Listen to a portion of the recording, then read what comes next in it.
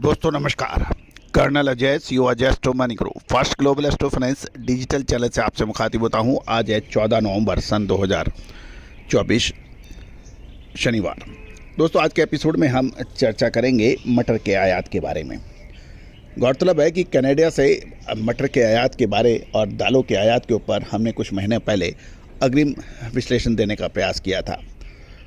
कुछ नासमझ लोगों ने इसका विरोध भी किया था कि ये ऐसा नहीं है वैसा नहीं है, और बाद में भारत और कनाडा के राजनीतिक स्तर पर काफ़ी संबंध तनावग्रस्त हुए और उसका असर देखने को मिला। तो दोस्तों विश्लेषक वो है जो आगामी होने वाली संभावित घटनाओं को देखे, समझे और विश्लेषण कर आपको अग्रिम बताए।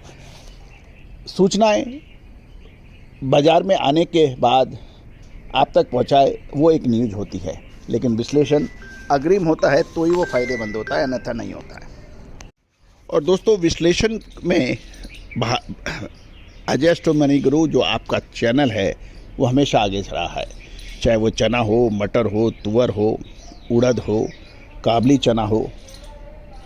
और कहा जाता है कि व्यापार में सफलता का प्रमुख हिस्सा अग्रिम अनुमान, अग्रिम देखने की शक्ति है। वरना पैसा, नॉलेज लगभग सभी व्यापारियों के पास 19-20 एक प्रकार की होती हैं, लेकिन जो अग्रिम देख लेता है, समझ लेता है, विशेषज्ञों की राय ले लेता है, वो सबसे आगे रह जाता है। और उसके बाद तो फिर सांप निकल के बाद लकीर फीटना हो रहता है। चने पर क्या हुआ? 5500 रुपये पे चना किसी को खरीदना नहीं था, 5000 के नीचे की बात कर रहे थे, और 8000 पे चना किसी को बेचना नहीं था, 9 से 10,000 की बात कर रहे थे। और नतीजा आपके सामने है। हमने आपको 5500 रुपये पे चने के अंदर तेजी के संकेत दिए थे और 8000 रुपये के ऊपर बिकवाली की बात कही थी। नतीजा आपके सामने है। दोस्तों खबर निकल के आ रही है कि मटर के अंदर अब कुछ गिरावट आयात में होने की संभावना बन गई है। जानिए पूरी रिपोर्ट विस्तार से। आने वाले कुछ महीनों में मटर के आयात में गिरावट की संभावना बन रही है।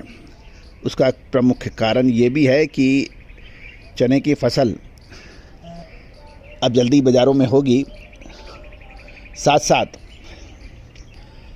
ऑस्ट्रेलिया से चने के दामों में क्या परिवर्तन होता है, और इस बार चने की शानदार तेज़ी का असर मटर पर पड़ा था। और यदि हम पिछले 12 महीने देखें एक साल के दौरान, तो देश में लगभग 26 लाख टन से अधिक मटर का आयात हुआ था। और पिछले साल मटर आयात खुलने के बाद आयात की एकदम से चारों तरफ होड़ लग गई थी, और उसके बाद तेज़ गिरावट देखी गई। मटर के दामों में तेज़ गिरावट के कारण इम्पोर्टर्स और कारोबारियों को अब बड़ा नुकसान भी हुआ होने के समाचार हैं। दोस्तों जो समय पे माल नहीं बेचेगा उसको आप क्या कहोगे? जो समय पे नहीं उठेगा उसको आप क्या कहोगे? बच्चे को भी यदि स्कूल जाना है तो उसे समय पे उठना पड़ेगा। आपकी बस या स्कूल यदि 8 बजे का है और आप 10 बजे पहुंचोगे तो क्लास के बाहर ही और स्कूल के बाहर ही रहना पड़ेगा। दोस्तों मटर आयात की समय सीमा 31 दिसंबर को समाप्त हो रही है। अब ये प्रश्न चिन्ह है कि सरकार इसे आगे बढ़ाएगी या इसको समाप्त करेगी। वो एक प्रश्न चिन्ह है जो हम आपको अपडेट करेंगे जैसे ही कोई खबर आएगी।